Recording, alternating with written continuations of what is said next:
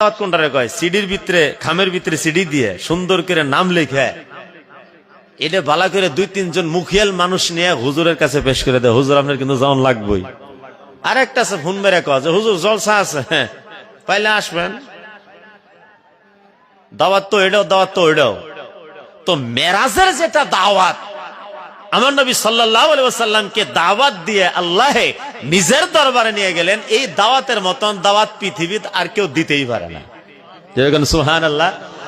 না শ্বশুরে জামাইরে দিতে পারে, না জামাই শ্বশুরে দিতে পারে, না চাচা বাইস্তারে দিতে পারে, না বাইস্তা চাচারে দিতে পারে, না বাইগনা মামারে দিতে পারে, না মামা বাইগনারে দিতে পারে। পৃথিবীর এরকম দাওয়াতের কোনো উদাহরণই নাই যে দাওয়াতটা আল্লাহ নবীরে দিছে। যেরকম সুবহানাল্লাহ। আর এই দাওয়াতের খবর যিনি নিয়ে আসছিলেন মুআল্লিমুল মালায়েকা, ফেরেশতাদের সর্দার হযরতে জিবরাইল। আর খালি জিবরাইল না, জিবরাইলকে বলছেন তুমি এখানা 70,000 ফেরেশতার জামাত বান্ধব, রেলি করো, পজিশন করে করিয়া হাতে পতাকা নিয়ে নবীর নামে জিন্দাবাদ জিন্দাবাদ কয়ে কয়ে মক্কাত হাজির হও। আর হাজির হয়েই আমার হাবিবের কানে কবা ইন্নাল্লাহা ইউকরিউকাস সালাম, আল্লাহ আপনাকে সালাম দিছে, দাওয়াত দিতেছে, আপনাকে এখনই ডাকছে। যেরকম সুবহানাল্লাহ, এখনই আপনার যেতে হবে। আর এই ঘটনাটা ঘটছিল মেরাজের 27 তারিখে। এরকম সুবহানাল্লাহ। এইটাই দলিল ভিত্তিক, যদিও কিতাবের ভিতরে অন্যান্য তারিখও আছে, কিন্তু মেরাজের 27টা দলিল ভিত্তিক। ইসান পরে শেষ অবস্থা, বুধই মসজিদের ভিতরে ইমাম মেরাজের ওয়াজ করছে। আল্লাহ নবী সাল্লাল্লাহু আলাইহি সাল্লামকে যে এত বড় শান, এত বড় সম্মান আল্লাহ দিল, এই সম্মানটা আমাদের শোনার দরকার আছে না নাই? যেরকম মুখ্যমন্ত্রী যদি কারো সম্মান দেয়, এটা নিয়ে আমরা বাগবাগ হয়ে যাই। প্রধানমন্ত্রী যদি কারো কিবা সম্মান দেয়, এটা নিয়ে বাগবাগ হয়ে যায়। কোন মাস্টারে যদি মাস্টারি অ্যাওয়ার্ড পায়, খুশি হয়ে যায়। কোন ছাত্র প্রতিযোগিতা পাশ করে একটা প্রাইজ পাইছে, বাপ সুদ্দা 14 খানদান খুশি হয়ে গেছে। যেরকম ঠিক না? আর আল্লাহ নবী সাল্লাল্লাহু আলাইহি সাল্লামকে আল্লাহ এত বড় নিয়ামত যে মেরাজের 27 তারিখে খুদ ডেকে নিলেন। এটিকে আপনাদের বিশ্বাস হয় না গো? রাইতে রাইতে ডেকে নেওয়াটা। কিন্তু একদল আছে যারা মেরাজ মানে না, মেরাজকে বিশ্বাস করে না। নাস্তিকেরা তো মানেই না, কাফেরেরা মানে না, আমাদের ভিতরেও কিছুগুলো মানুষে মেরাজ মানে না। এটা কিভাবে সম্ভব? রাইতে রাইতে আসমান ফড়াইয়ে আর সে মুআল্লা পর্যন্ত নিয়ে গেছে আল্লাহ। আবার বলে জান্নাতও দেখাইছে, দুজখও দেখাইছে, আলমে মালাকুত, নাসুত, লাহুত, জাবারুত।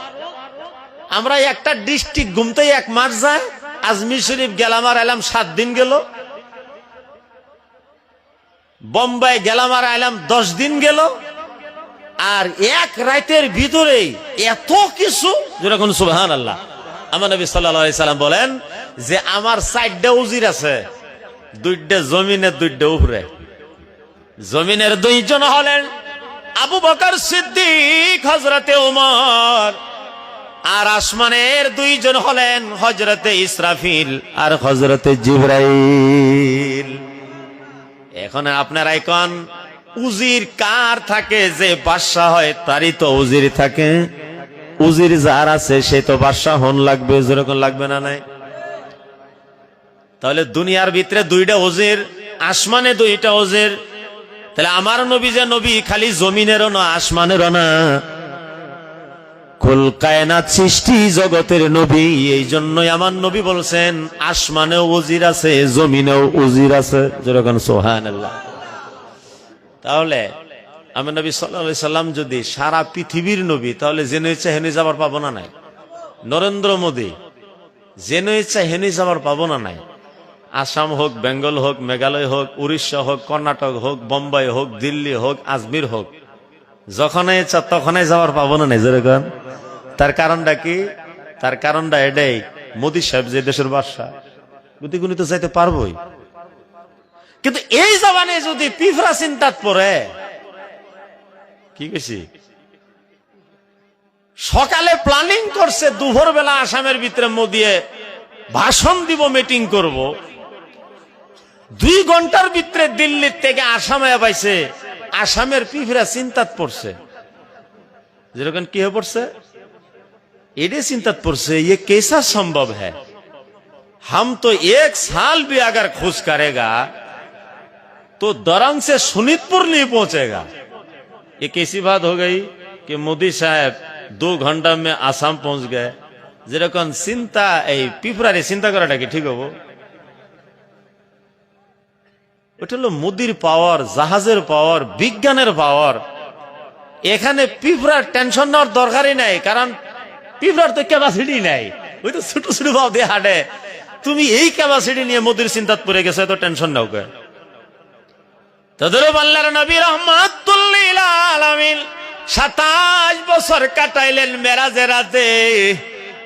এই নিয়ে আপনার আমার টেনশনে পড়ার দরকার নাই, কারণ আমরা সেই পর্যায়েরই না। সেই বিষয় নিয়ে আমাদের চিন্তা করার কোনো অধিকার নাই। রাহমাতুল লিল আলামিনকে ডেকে নিয়েছেন মেরাজের 27 তারিখ জিব্রাইলের নেতৃত্বে 70,000 ফেরেশতার মাধ্যমে আমার নবী সাল্লাল্লাহু আলাইহি সাল্লাম উম্মে হানির বাড়িতে ঘুমাইছে। সুবহানাল্লাহ। অন্যান্য দিন নবী ঘুমায় না, মেরাজের দিন ঘুমায় গেছে। এটাও একটা হকিকত, এটাও একটা মারেফত।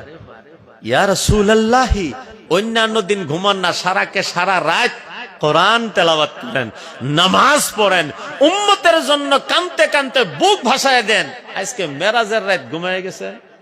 মহান আল্লাহ বলেন, এটা একটা খেলা দেখাবার জন্য আমি এই কর্মটা করাইছি। অন্যান্য দিন নবী ঘুমাই না, মেরাজের রাত্রে যে ঘুমায় গেছে নবী ঘুমাই নাই, আমি ঘুমানাইছি। ও জিবরাইল, আমার হাবিবের কাছে যাও। জিবরাইল যায় দেখে রাহমাতুল লিল আলামিন কি সুন্দর ঘুমাইছে। যেরকম সুন্দর একটা বাচ্চা, সুন্দর সাদা ফুটফুটি একটা বাচ্চা যখন রাত্রে ঘুমায় থাকে, চোখের ভিতরে যখন নাকি সুরমা লাগায় দেওয়া হয়, বাচ্চাটার মুখটা দেখতে কত সুন্দর দেখা যায়। যেরকম সুবহানাল্লাহ, গুড়া বক বক করতেছে আর ভুয়াটা কালো কালো ভাসতে আছে। সারা পৃথিবীর সৌন্দর্যতা এক জায়গায়, আর আমার নবীর সৌন্দর্যতা এক জায়গায়। দয়া রাহমাতুল লিল আলামিন এমন ভাবে ঘুমাই আছে, যে ঘুমানির সুরত, যে ঘুমানির রকম আমি আমার ওয়াজের মাধ্যমে আপনাকে বুঝাইতে পারবো না, এত সুন্দর দেখা যাইতেছে। হযরতে জিবরাইল আইসেই আমার নবী সাল্লাল্লাহু আলাইহি ওয়াসাল্লামের দ্বারে দাঁড়ায় উনি নবীর দিদারের পাগল হয়ে গেছে। যেরকম সুবহানাল্লাহ। ওদিক দিয়ে যে আল্লাহর অর্ডার মেরাজে নিয়ে যাওয়া লাগে, হযরতে জিবরাইল নবীর দিদারের মজা নিতেছে, নবীর চেহারার দিদারের লজ্জত নিতেছে। সঙ্গে সঙ্গে মনে হইল, হাই রে, আমি কি করছি? নবীর চেহারা দেখতে যে আমার বিলম্ব হয়ে যাইতেছে। আমারে তো আল্লাহ পাঠাইছে নবীরে মেহমান বানাইয়া আল্লাহর দরবারে হাজির করার জন্য। সঙ্গে সঙ্গে আমার নবীরে মেহমানের দাওয়াত দিবেন, সালাম জানাইবেন। কিন্তু সালাম জানাই কারে? চোখ দুটা মুইজে ঘুমাই আছে, ঘুমানি মানুষের সালাম জানান কি সম্ভব? যেরকম সম্ভব। সঙ্গে সঙ্গে মহান রব্বুল আলামিন জিবরাইলের দিমাগের ভিতরে পাওয়ার বাড়ায় দিলেন। জিবরাইল, কিসের দেরি করো? জিবরাইল মনে মনে চিন্তা পড়ে গেছেন, হাইরে আমি কিসের দেরি করি? আমি যে দেরি করতে আসি আল্লাহর হুকুমের বিলম্বন, আমি জাগাই কেমন করে? ঘুমাই আছে, এত সুন্দর দেখা যাইতেছে, ইনারে জাগাইলে বা কত বড় বেয়াদবি হয়ে যায়। আল্লাহ বললেন, জিবরাইল রে, তুমি তোমার নুরানি জিবরা বের করো, আর আমার হাবিবের কদমের তালায় সুম্মন খায়া নাও। যেরকম মারহাবা, মারহাবা কইলে আমি খুশি হব না, খুদ রসুল খুশি হইব। এই জন্য মারহাবা কন, কারণ চুমা খাইতেছে কারা? জিবরাইল। জিবরাইল কারা? ফেরেশতার সর্দার। চুমা খাওয়াইতেছে কারে? হাবিবুল্লাহর। এখন বর্তমান চুমা নিয়ে বহুত প্রশ্ন। পীরের কদম চুমা খাওয়া যাবে না, মা বাবার কদম চুমা খাওয়া যাবে না। হ্যাঁ, যদি ভণ্ড বীর হয় তাগরে কদম চুমা খাওয়া যাবে না। আর বর্তমান জামানার ভিতরে ভণ্ড বীরই বেশি, আসলে বীর খুব কম। খালি পীর না, প্রত্যেকটা বস্তুই গিল্ড হয়ে গেছে ভাই। দুধ কিনবার যাবেন, যায় দেখবেন পানি মিশান। কালামচ কিনবার যায় দেখবেন পাইকের বিসি মিশান। আবার আজকে আমি গেছি, গরুর যে খাওয়াটার কি কয়, হুজুর এটা নেবেন না এটা নেবেন, এটা কি কয়? এটা নেবেন না ওটা নেবেন। হুজুর এটার মধ্যে গোড়া মিশান আছে। হাই রে, গরুর সাথে বাটপারি, এটা বলে গরু মিশান, গোড়া মিশান আছে, এটা বলে অরিজিনাল সাফর। আবার যে কোনো বস্তু নিবার যান, মাছ কিনবার যান, মাছের ভিতরে গিল্টি পাবেন, ঘুষ কিনবার যান, ঘুষের ভিতরে গিল্টি পাবেন। আর যারা ব্যস্ত আছে তারা নিজে উপজেও গিল্টি করতেছে। আরে কত দুকাত যে পড়ছি, কত জায়গাত ভাই আপনা করে হিসাব দিবার ভাবো না। এত বড় কাল্লা, যেরকম কত বড় কাল্লা, ঠুট কাটতে দাঁত বাইর করে তুইছে। আপনি তো একদম 7 প্রকারের ইমান আনছেন, মাংস এটা তাজা, মাংস এটা ঠিক, কিন্তু আসলতে দাঁত দেখানি মাংস আপনারে দেয় না। সকালে একটা ঠেলা দিয়ে না জবাই করছেন, সেই ঝেলপাটটা মাংস দিয়ে আপনারে বিদায় করে দিছে। আর সুত্তায়ও দিছে। হুজুর আপনি একটা হুজুর মানুষ, আপনার একে ঠগান যাব। তো প্রত্যেকটা বস্তুর ভিতরে গিল্টি আছে, তো দূর পীরের ভিতরেও গিল্টি আছে। আগেরকার যারা হক্কানি পীর আছেন, চায়ে থাকলে মানুষ মুমিন হয়ে গেছে। আর এখন পীরেরা নজর দেয় ঠিক, কিন্তু নজর দিয়ে বেনামাজির সংখ্যা বাড়ে। আগেরকার যত হক্কানি পীর আছেন, তারা দৃষ্টি দিলে কলবের ভিতরে ইমান তাজা হয়ে গেছে, এখন মুর্দ হয়ে যায়, লক্ষণ খারাপ যায়। হযরত খাজা মুঈনুদ্দিন আজমিরি রহমাতুল্লাহ আলাইহি ৯৫ লক্ষ ও মুসলমানের খালি চায়ে থেকে মুসলমান বানাই দিয়েছে। যেরকম সুবহানাল্লাহ। একদিকে রাগানা হইছে, সবর হইছে, যাইতেই দেখে একটা পিত্তলের গাই পূজা করতেছে, নম নম নম নম করতেছে। হযরত আজমিরি রহমাতুল্লাহ আলাইহি বললেন, এই পিত্তলের গায়ের ভিতরে কিসের নম? কই হাম পূজা করতে হ্যাঁ।